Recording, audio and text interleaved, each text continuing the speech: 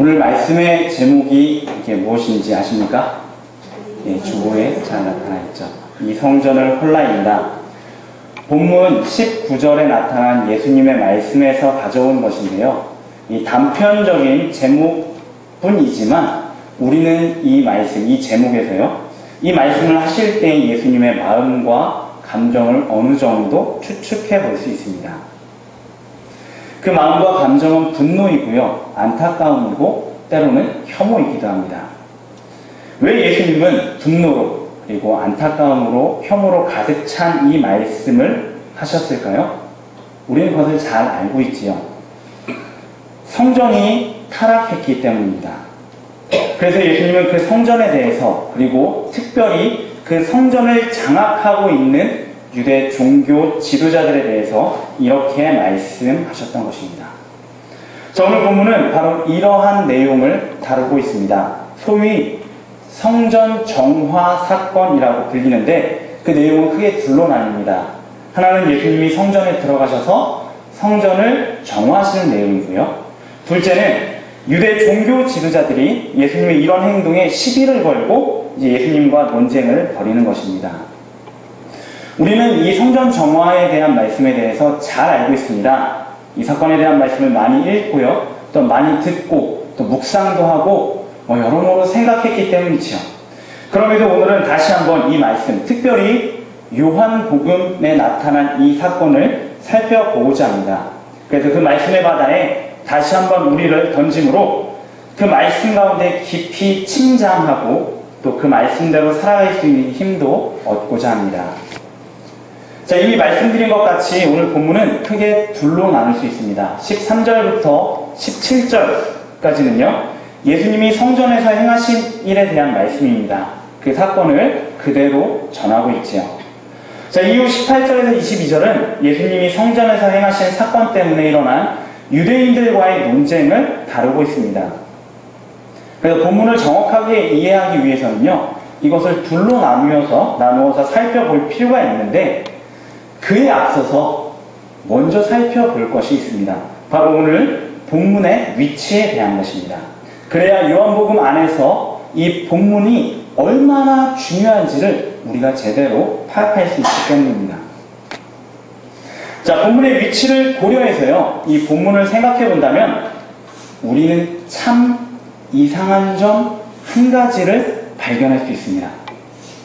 혹시 발견하셨습니까? 오늘 말씀을 읽으시면서요, 이 말씀이 있는 이 내용을 보시며 이것은 참 이상하다, 왜 그럴까? 혹시 발견하셨습니까? 발견하셨다면 대단한 눈썰미를 가지고 계신 것입니다. 그러나 대부분의 성도님들은 그 이상한 점을 찾지 못합니다. 그래서 제가 힌트를 드리겠습니다. 예수님이 성전을 정화하신 사건은요, 마태, 마가, 누가, 요한 이 사복음서 모두에 나타납니다. 마태복음에서는 21장에 나타나고요, 마가복음에서는 11장에 나타납니다. 그리고 누가복음에서는 19장, 그리고 요한복음에서는 오늘 본문이 2장에 나타납니다. 자, 이제는 혹시 이상한 점을 눈치채셨습니까? 자, 이상한 점은 이것입니다. 마태, 마가, 누가 이 공관복음은요, 성전 정화 사건을 예수님 사역의 후반부, 거의 마지막에 위치시키고 있습니다. 그럴 것이요, 예수님이 성전을 정화하신 사건은 종려주일, 예수님이 예루살렘 성에 들어가신 후 다음날 일어난 사건이기 때문입니다. 고난주간에 일어난 사건이라는 말이죠. 단순히 말씀드리면 성전 정화 사건은요, 예수님이 십자가에 못 박혀 죽으시기 4일 전에 이루어진 사역입니다. 그런데 요한복음을 보면 조금 다릅니다. 분명 요한복음에 나타난 성전 정화 사건을 보면요, 이 또한 고난주간에 예수님께서 행하신 사건임을 우리는 잘 알 수 있습니다. 그 월요일날 행하셨던 사건이죠. 그럼에도 요한은 이 사건을요, 요한복음 거의 맨 앞부분 2장에 두고 있는 것입니다. 제 생각에는 아마도 이 사건을 첫 표적으로 삼으려 했던 것 같습니다. 그러나 우리가 잘 알고 있는 갈릴리 가나 혼인잔치 그 사역, 그 사건, 그 말씀을 보면요, 첫 표적이다라는 말씀이 있지요. 그래서 바로 이것 다음에 위치시킨 것입니다. 자, 이렇게 볼 때 우리에게 한 가지 의문이 남죠. 요한은 왜 고난주간에 있었던 그 성전 정화 사건을 요한복음 12장, 바로 예수님께서 예루살렘 성에 입성하시는 그 내용이 나오는 요한복음 12장이 아니라 2장에 두었는가 하는 의문입니다. 자, 본문에 대한 중요한 이해를 제공하기 때문에 이 일을 좀 살펴볼 필요가 있습니다. 자, 요한복음에 따르면 예수님은 3년 또는 3년 조금 더 공생애를 사셨습니다. 그 기간 동안 3회에서 4회 정도의 유월절을 경험하셨고요. 그 유월절마다 예루살렘에 올라가셨습니다. 율법이 그것을 정하고 있기 때문이죠. 그리고 마지막으로 올라가신 사건이요, 요한복음 12장에 나타나는 종료주일 사건입니다. 그런데 요한복음 그 12장, 이 예루살렘 입성인데요, 12장부터 17장 사이를 보면요, 우리는 여기서도 참 신기하다라고 할 정도의 내용을 볼 수 있습니다. 그것은 12장부터 17장, 곧 예수님이 예루살렘 성에 들어오신 것과, 그리고 18장 보면요, 예수님이 십자가에 죽으시기 위해서 체포되시는 장면이 나오는데요, 그 사이에 예수님과 유대 종교 지도자들 사이에 어떠한 논쟁도 없다는 것입니다. 자, 왜 그럴까요? 이것은 요한복음이 가지고 있는 독특한 신학과 관련됩니다. 공관복음서를 보면 우리는 예수님이 우리의 왕이신 것을 알 수 있습니다. 그렇죠? 그러나 마태, 마가, 누가 이 공관복음 그 어떤 복음서도요, 요한복음만큼 예수님이 왕이신 것을 나타내는 복음서는 없습니다. 요한복음이요, 그 어떤 복음서보다 예수님은 왕이시다, 이 부분에 치중하고 있기 때문입니다. 자, 예수님이 마지막으로 예루살렘에 들어오신 그날, 주일이죠. 기념하는 날, 무슨 날입니까? 예루살렘 입성하신 날이 종려주일이죠. 여러분, 왜 그 날이 종려주일인지 아십니까? 예수님이 예루살렘에 들어오실 때 백성들이 종려나무 가지를 들고 흔들었기 때문이지요. 이 종려나무 가지라는 것은요, 고대에 자신의 왕이 전쟁에서 승리하고 돌아올 때 백성들이 그 왕을 맞이할 때 사용하는 도구였습니다. 우리 왕은 승리하셨다, 모든 것을 장악하시고 제패하신 왕이시다, 그런 의미가 있습니다. 그런데요, 이 종려나무에 대한 증언은요, 요한복음에만 있습니다. 뿐만이 아니지요. 요한복음은요, 그 종려나무 가지뿐만 아니라 바로 구약 성경을 인용하고, 또한 예수님을 맞이하는 백성을 통해, 이 두 가지 모두를 통해 예수님을 이스라엘의 왕이라고 표현을 하고 있습니다. 다른 공관복음서는요, 구약 인용만 하거나 아니면은 맞이하는 백성의 입술만 빌려서 왕이라고 표현합니다. 한 번이죠. 그러나 요한복음은 구약 성경도 인용하고 백성의 입도 사용해서 예수님 그분이 왕이시고 그분이 예루살렘에 입성하신 것은 승리의 입성이다, 바로 이것을 전해주고 있다는 것이죠. 자, 그렇다면 승리하신 왕께서 이제 예루살렘에 들어오셨습니다. 어떤 일이 일어날까요? 당연히 그곳을 완전히 다스리시겠지요. 예루살렘에 들어오신 예수님은 이제 거기에서 모든 것을 통치하시고 모든 것을 다스리는 분이 되신 것입니다. 자, 어떤 불만 세력도요, 승리자이신 왕이신 예수님 앞에 나아갈 수 없었던 것이죠. 바로 이것이 요한복음 12장부터 17장 사이에 드러나는 것입니다. 그래서 이 12장부터 17장 사이를 보면요, 예수님을 죽이려는 유대 종교 지도자들의 음모가 없습니다. 서로 이렇게 수근수근하면서 계략을 짜는 내용이 없고요. 또 이 내용은요, 예수님이 예루살렘 성에 입성하시기 전인 11장에 나타납니다. 오히려 예수님이 예루살렘 성에 입성하신 후에는요, 바리새인들이 온 세상이 저 예수님을 따른다, 예수를 따른다 라고 하는 자주적인 고백만 있을 뿐입니다. 자, 이 부분을 볼 때 예루살렘 입성 뒤에 예수님과 종교 지도자들 사이에 논쟁이 없었다는 것, 우리는 어느 정도 이해를 할 수 있는 것입니다. 물론 12장부터 17장 사이에 볼 때 논쟁은 없지만 예수님을 믿지 않는 무리들에 대한 언급과 베드로의 부인에 대한 예고, 그리고 가룟 유다의 배신에 대한 말씀도 있습니다. 그러나 여전히 그 사이에는 어떤 논쟁도 없고요. 또한 가룟 유다와 유대 종교 지도자들의 모의도 없습니다. 무엇보다 중요한 것은 가룟 유다가 예수님을 타는 것 또한 예수님의 허락하심 안에서 이루어지는 것입니다. 가룟 유다가 무엇인가 계략을 꾸미고 잘 그것을 이끌어내서 예수님이 잡혀가시는 게 아니고요. 그것을 예수님이 허락하신 것입니다. 자, 이것은 요한이 전하는 하나님의 구속사역의 주체가 누구인지 분명히 보여주는 대목입니다. 예수님은 유대 종교 지도자들의 모의와 계략에 의해 어쩔 수 없이 십자가에서 죽으신 것이 아닙니다. 예수님은 예루살렘의 왕으로 계시면서 또 그 모든 것을 다스리는 승리자로 계셨음에도 사람들을 구원하시고자 스스로를 죽음에 내어주셨다는 것이죠. 바로 이것이 요한이 가지고 있는 중요한 신학입니다. 자, 이렇게 볼 때 성전 정화 사건과 그에 바로 이어지는 그 논쟁은요, 12장 안에 있어서는 안 되는 것이죠. 예수님이 승리자로서 예루살렘 성에 입성하셨고 그곳을 완벽히 다스리고 계시는데 감히 유대 종교 지도자들 따위가 예수님 앞에 나와서 시비를 걸고 논쟁할 수 없다는 것입니다. 자, 바로 이러한 이유에서요, 요한은 예수님의 성전 정화 사건을 예수님의 예루살렘 입성 후가 아니라 입성 이전으로 가져온 것입니다. 그런데 이렇게 볼 때 한 가지 좀 문제가 생기지요. 의문이 생깁니다. 그렇다면 성전 정화 사건을 예수님의 예루살렘 입성과 가까운 11장이나 아니면 예수님이 예루살렘을 방문하셨다는 또 다른 장인 5장이나 7장이나 8장 여기에 넣어도 될 텐데 왜 하필 2장에 넣었냐는 것입니다. 자, 그 중요한 이유가 있습니다. 이따로 살펴보겠지만 본문을 보다 보면 매우 중요한 단어가 하나 나옵니다.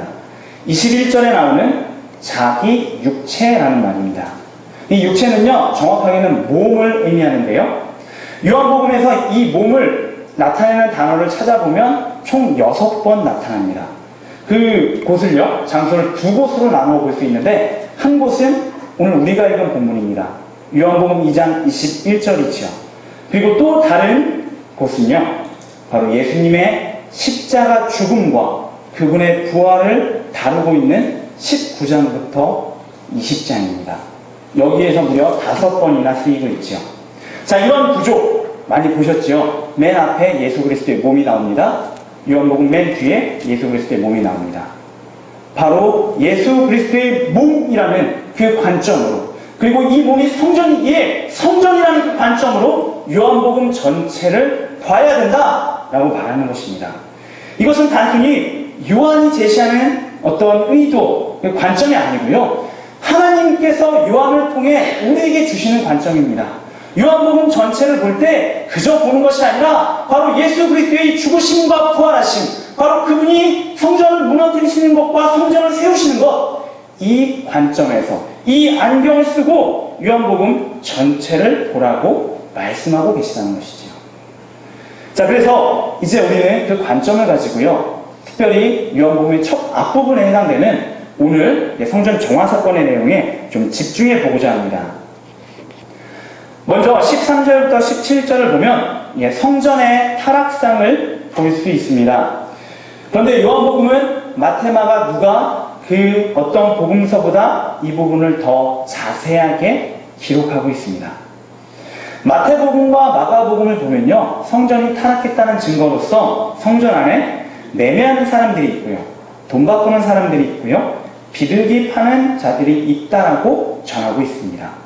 자, 그리고요, 누가복음은 이 모든 것을 다 없애고 장사하는 자들이 있다 하나로만 말하고 있죠.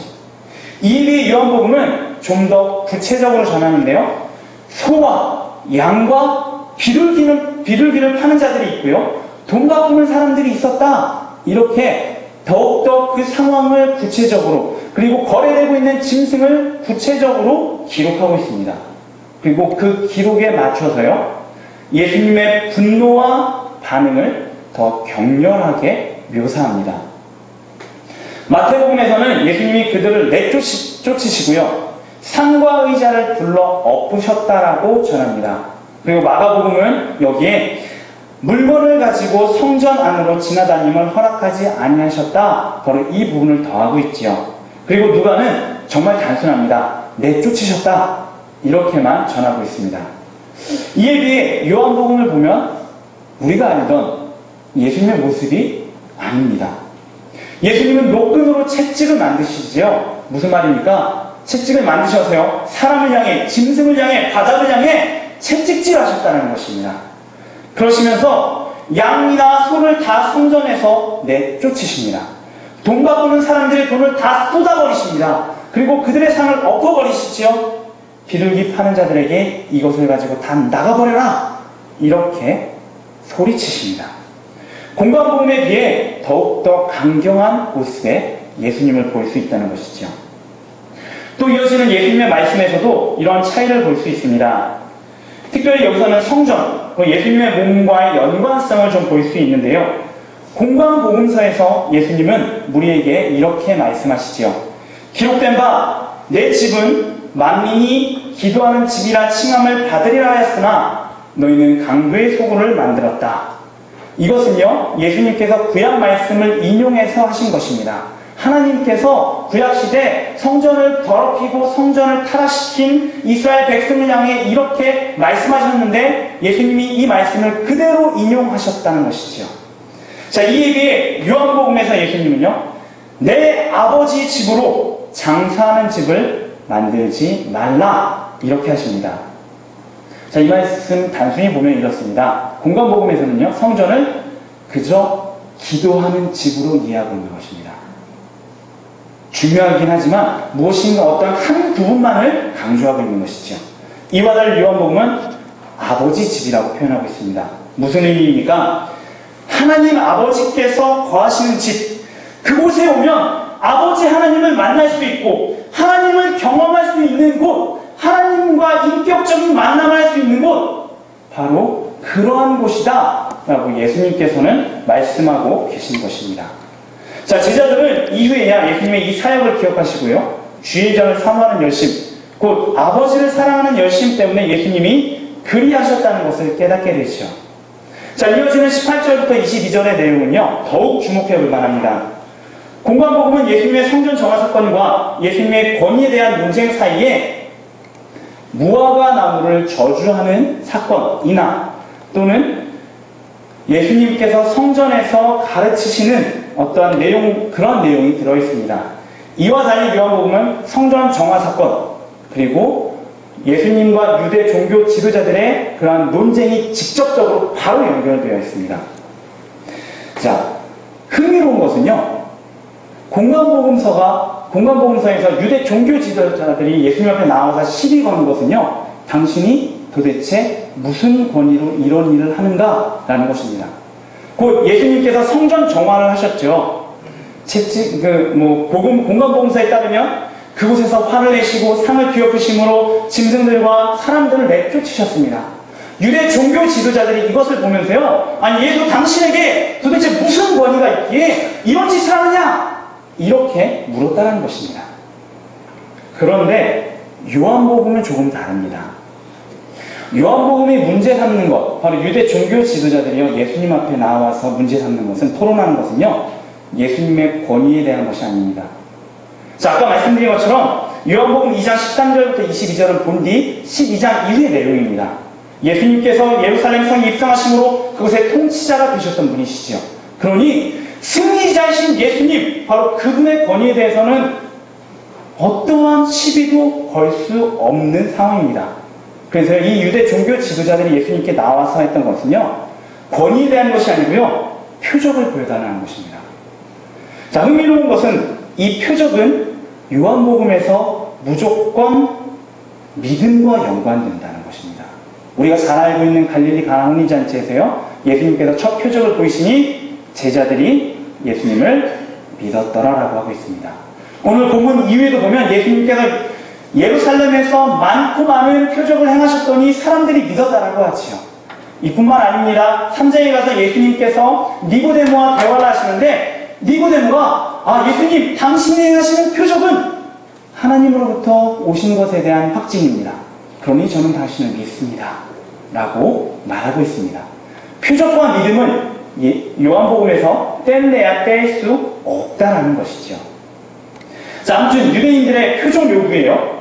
이제 예수님은 놀라운 말씀을 하시지요. 바로 오늘 설교 제목입니다. 무엇입니까? 이 성전을 헐라입니다. 우리는 예수님의 이 말씀을 통해 이제는 조금 바꿔서 생각해야 될 것, 조금은 제대로 생각해야 될 것을 찾아야 합니다.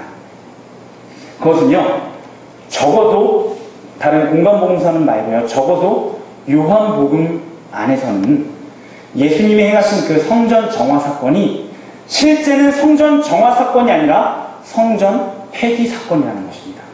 그저 성전을, 예루살렘 성 안에 있는 성전을 깨끗하게 했다는 것이 아니고요, 아예 그 예루살렘 성전을 완전히 무너뜨리고 이것은 이제 어떠한 가치도, 어떠한 역할도, 어떠한 기능도 할 수 없다, 이것을 버려라, 이렇게 말씀하셨다는 것이죠. 자, 왜 그럴까요?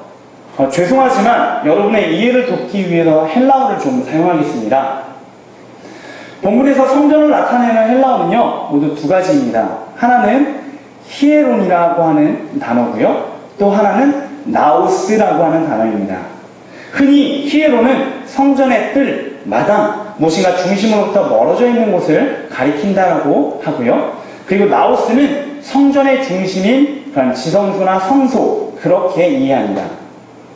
그런데 이와 비슷하지만 조금은 다른 분류법이 있습니다.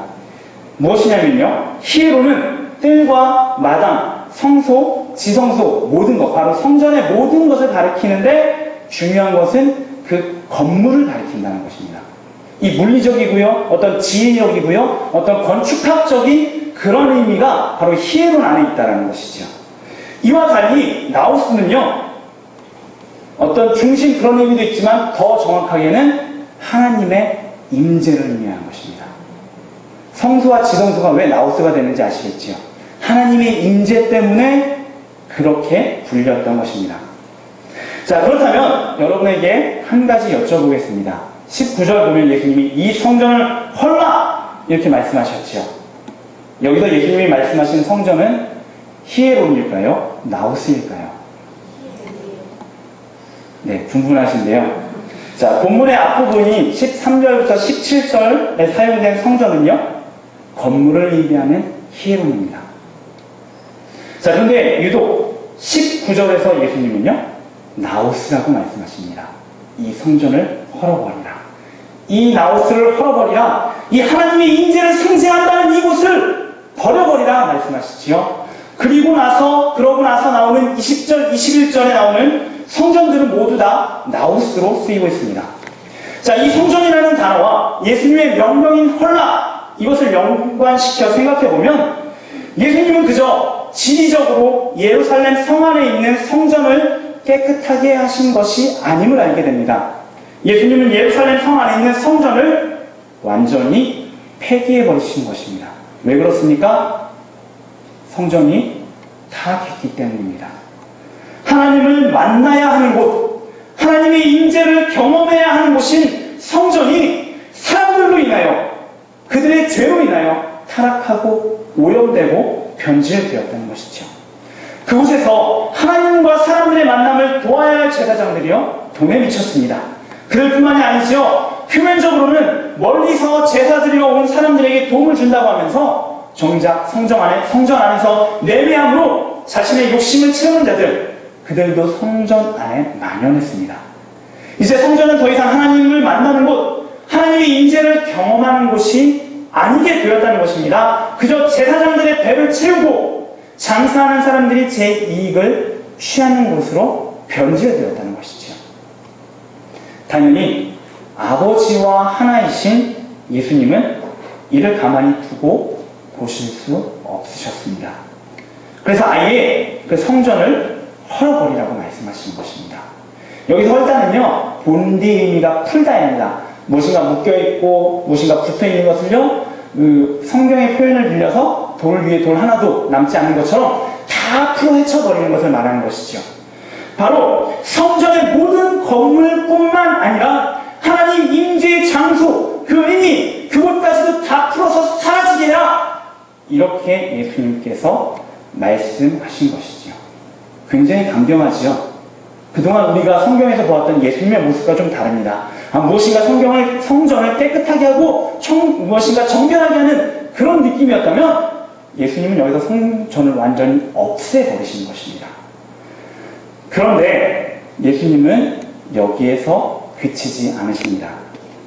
이어서 이렇게 말씀하십니다. 내가 사흘 동안에 일으키리라.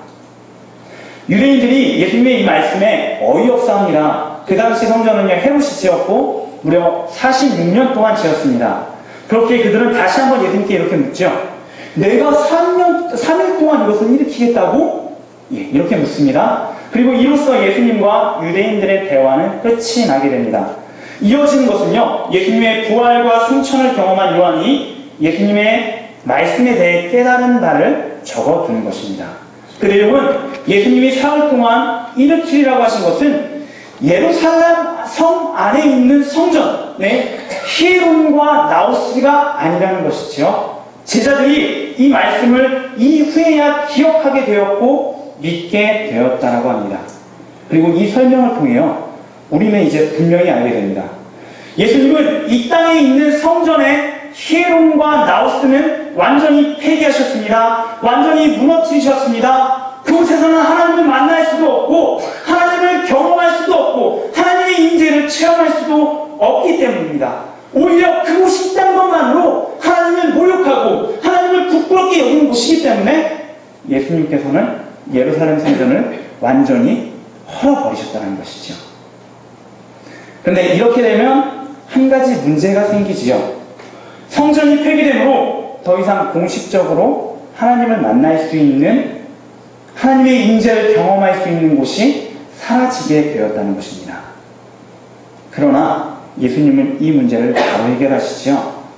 바로 예수님 당신께서 십자가에서 죽으시고 부활하셔서 스스로 성전이 되어 주심으로 말입니다. 자, 무슨 말입니까? 이제 십자가에서 죽으시고 부활하신 예수님 안에 있다면 그 어디에 있든지 하나님을 만날 수 있고 하나님의 임재를 경험할 수 있다는 것입니다. 이 땅에 있는 그 어떤 건물, 어떤 상징적인 의미, 그것이 아니고요, 예수님 안에는 하나님이 온전히 거하시고 하나님이 온전히 계시며 그분의 충만하심을 경험할 수 있는 성전, 그것이 바로 예수님이라는 것이죠. 그분 안에 있게 될 때 그 하나님을 체험하고 그분의 임재를 경험할 수 있게 된다는 것입니다. 중요한 것은요, 바로 이 관점을 가지고 요한복음 전체를 보게 한다는 것입니다. 자, 그래서 우리가 쉽게 이해할 수 있는 것이 요한복음 14장 6절 말씀이지요. 여러분 다 아시지요? 내가 곧 길이요 진리요 생명이니 나로 말미암지 않고는 아버지께 올 자가 없느냐. 무슨 말입니까? 예수님이 성전이시기 때문입니다.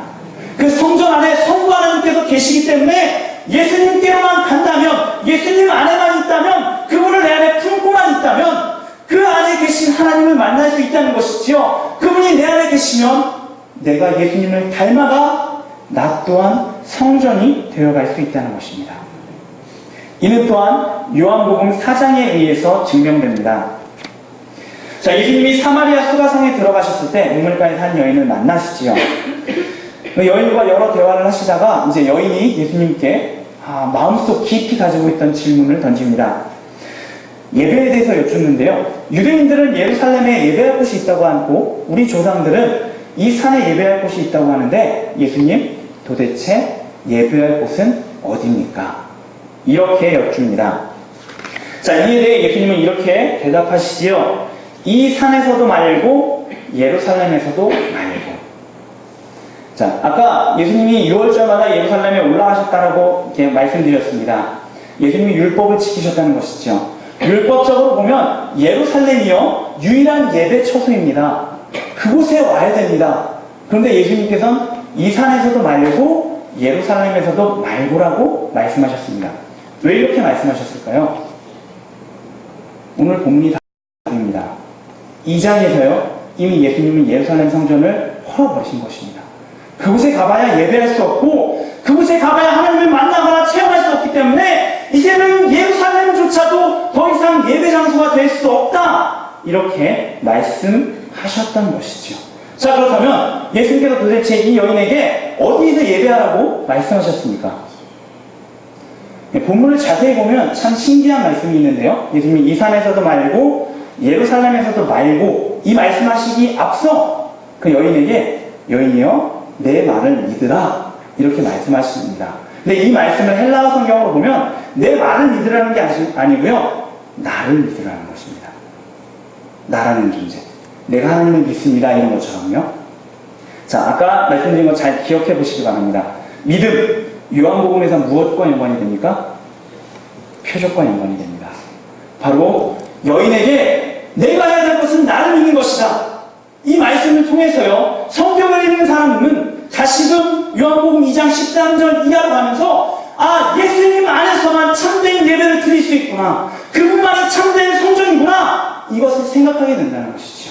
그래서 예수님께서 그 여인에게 말한 것은 지금 내 눈앞에 있는 내가 있는 곳, 내 안에서 나를 품은 자, 바로 그가 하나님께 예배드려야 된다. 하나님께서 그러한 자를 찾고 계신다. 이렇게 대답하셨던 것입니다. 자, 종합해 보면요. 예배할 곳은요. 어떤 지리적인 장소가 아니라는 것입니다. 히에론이나 나우스가 아니고요. 믿음의 대상인 예수님이 계신 곳, 바로 그분을 품고 있는 곳, 그분 안에 있는 그 장소, 그때 그곳이 바로 예배를 드릴 곳이라는 것이죠. 거기가 바로 성전이기 때문입니다. 자, 오늘 본문을 통해 우리는 적어도 요한복음에서는 예수님이 이 땅의 성전, 타락하고 오염되고 변질된 성전을 폐기하시고요. 당신의 몸을 성전 삼으셨다는 것을 깨닫게 됩니다. 우리가 그분 안에 있을 때만, 또 예수님이 우리 안에 계실 때에만 우리는 하나님을 만날 수 있고요. 하나님의 임재를 체험할 수 있습니다. 바로 이 말씀의 연장선에서요. 고린도전서 3장 16절에 바울의 말을 이해할 수 있습니다. 너희는 너희가 하나님의 성전인 것과 하나님의 성령이 너희 안에 계시는 것을 알지 못하느냐? 성령 하나님은 우리가 예수님 안에 거하게 하시는 분이시고요. 또한 예수님께서 우리 안에 거하게 하시는 분이십니다. 자, 이로써요. 예수님, 참 성전이신 예수님이 우리에게 오심으로 말미암아 우리 또한 예수님을 닮아 성전이 되게 하시는 것입니다. 자, 그저 우리가 잘나고 대단하고 깨끗하고 정결하고 거룩해서 성전이 되는 것이 아니고요. 성령 하나님을 통해 예수님이 우리 안에 오심으로, 성령 하나님을 통해 우리가 예수님 안에 들어감으로 바로 예수님처럼 성전이 되어간다는 것이죠. 자, 그런데 만약 예수님 때문에 성전이 된 우리가요, 마치 예수님이 이 땅에 계실 때의 성전과 같아진다면 어떻게 될까요? 아시는 것과 같이 예수님 당시 성전은 타락했습니다. 변질되고 오염되었습니다. 만약 예수님을 주로 고백하는 우리가 참 성전이신 예수님을 품고 있다고 하면서도, 또한 그 품고 있음으로 예수님을 닮아 성전이 되어야 함에도 현실은, 그리고 우리 자체는 예루살렘 성 안에 있던 성전과 같아진다면요, 예수님이 우리에게 뭐라고 말씀하실까요? 이렇게 확신합니다. 예수님은 분명 이 성전을 헐라 이렇게 말씀하실 것입니다. 제 추측만이 아닙니다. 바울은요, 고린도전서 3장 17절에서 이렇게 말합니다. 누구든지 하나님의 성전을 더럽히면 하나님이 그 사람을 멸하시리라. 하나님의 성전은 거룩하니 너희도 그러하니라. 두려운 말씀이시죠? 거룩하지 않다면, 하나님이 계시기에 합당치 않다면, 예수님이 들어오셔서 이 성전을 헐어버려라 이렇게 말씀하실 정도라면 하나님이 그를 멸해버리신다는 것입니다. 그렇다면 왜 하나님이 이렇게까지 강경하게 반응하실까요? 그분은 사랑이 충만하신 분이십니다. 우리를 위해서요, 당신의 하나뿐인 아들을 죽이시기까지 하신 분이시지요. 그런데 왜 도대체 성전을 더럽혔다고, 성전을 타락했다고, 하나님의 성전이 우리의 몸을 부정하게 사용했다고 하나님이 이렇게까지 강경하게 행하실까요? 자, 그 이유는 예수님과 똑같습니다. 앞서 예수님이 성전 안에서 노끈으로 채찍을 만드셔서 채찍질 하셨지요. 또 사람들과 짐승들을 내쫓으셨고 돈을 쏟고 상을 엎으셨습니다. 왜 그러셨을까요? 거기가 가정집이었다며, 또는 나사로의 집이었다며, 가야바의 법정이었다며 그러셨을까요? 아니지요. 그곳이 아버지의 집이기 때문입니다.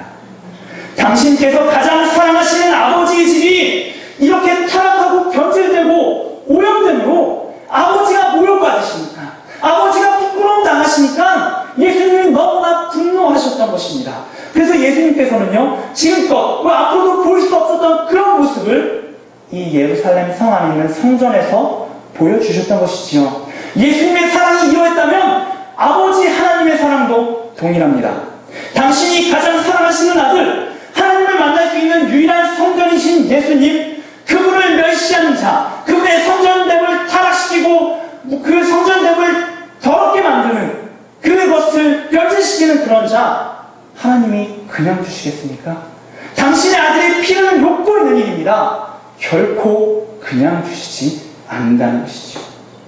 우리가 성령 하나님을 통해 예수님을 구주로 고백할 때 참 성전이신 예수님이 우리 안에 오셔서 우리를 감싸주시고 우리 안에 거하십니다. 그러면 우리 또한 하나님의 성전이 되는 것이지요. 예수님 때문에 그리 되는 것입니다. 그런데 그 은혜와 사랑을 모르고 내 몸을 가지고 불의하게 사용하고 복음을 부끄럽게 여기며 악한 일을 계획하고 세상의 기준과 가치관을 가지고 살아가며 하나님 아닌 것은 신으로 여기고 예수님 아닌 것은 나의 주인으로 섬긴다면 이것은 성전이신 예수님을 모욕하고 멸시하는 것입니다. 마치 유대 종교 지도자들처럼, 또 그 당시 매매하는 자들처럼 우리는 예수님을 모욕하고 그 성전을 타락시키고 있다는 것이죠. 우리가 이러한 성전이 되고 이러한 성전됨을 유지해 갈 때 하나님이 어떻게 반응하시겠습니까? 아까 말씀처럼 멸하시겠지요? 예수님 말씀처럼 헐어버리시겠지요?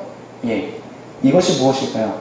하나님이 당장에 벼락을 내리셔가지고 무엇인가 어려운 일을 주셔가지고 모든 삶이 무너지게 하실까요? 그럴 수도 있지만 이것은 그렇게 큰 심판이 아닙니다. 이것은 사랑이 있을 때입니다. 이것은 아직 여지가 있을 때지요.